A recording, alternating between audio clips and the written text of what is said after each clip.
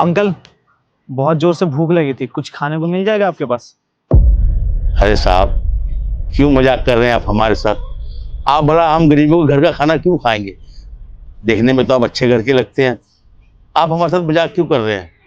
मजाक नहीं कर रहे हैं अंकल, भूख लगी थी बहुत जोर से। अगर थोड़ा सा खाना है तो खिला दो मुझे। पापा, देखने में तो अच्छे घर से लग रहे हैं, ये हमसे खाना क्यों मांग रहे हैं? बेटा, अगर इन्हें भूख लगी है ना तो कोई बात नहीं, ये मेरा खाना पड़ा है ना, ये इन्हें दे दो, खा लेंगे। पापा, ये आपका खाना अगर मैं इनको दे दूंगी तो आप जब काम पे जाओगे तो वहां पे क्या खाओगे? आप पूरा दिन भूखे थोड़ी ना काम करोगे। कोई बात नहीं बेटा, तू मेरी चिंता मत कर। अरे नहीं नहीं पापा, मेरे पापा भूखे काम करे और कोई अजनबी आके मेरे घर का पकाया हुआ खाना खा जाए। अरे मेरी लाडली बेटी, मैं कह रहा हूँ ना, कोई बात नहीं, ये खाना इन्हें दे दे, मैं बाहर से कुछ लेके खा लूंगा। पक्का दे दूं पापा? हाँ बेटा, दे दे। चलिए ठीक है, आप कह रहे हैं तो दे देती हूँ। सर, ये लीजिए, आप ये खाना खा लेना। ये लीजिए। Thank you.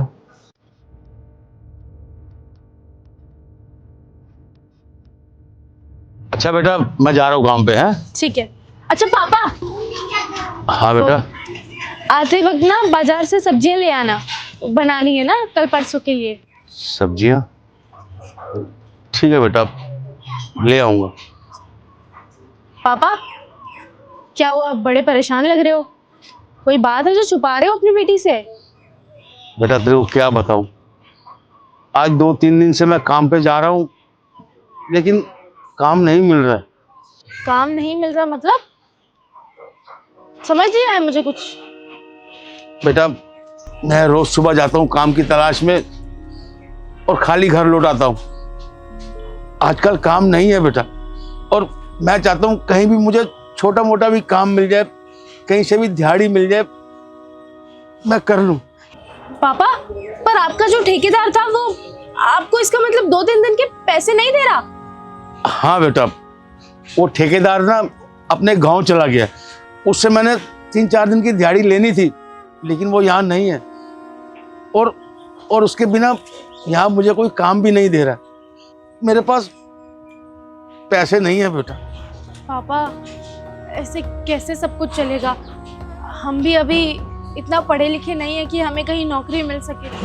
हम भी बस 5वीं तक पढ़े हैं। किराए का घर है ये हमारा, इसका भी 3000 रुपया किराया जाता है। पापा, अगर इस तरह आप नौकरी के बिना रहेंगे तो हमारे तो खाने के वांदे पड़ जाएंगे। मालिक हमसे किराया लिए बिना हमें छोड़ेगा नहीं। नहीं बेटा, तू चिंता मत कर, मैं हूं ना, मैं जैसे तैसे करके आज कुछ ना कुछ कमा कर लेकर आऊंगा। तू चिंता मत कर बेटा, और तेरी शादी भी तो करनी है ना मुझे, वो भी तू चिंता मत कर, मैं धूमधाम से करूंगा तेरी शादी। कुछ टाइम बुरा चल रहा है, सब ठीक हो जाएगा। अच्छा, मैं चलता हूँ काम। ठीक है बेटा। सुनिए, ये आपके लंच बॉक्स, खाना मैंने खा लिया। ठीक है, शुक्रिया। ओके जी, धन्यवाद। धन्यवाद।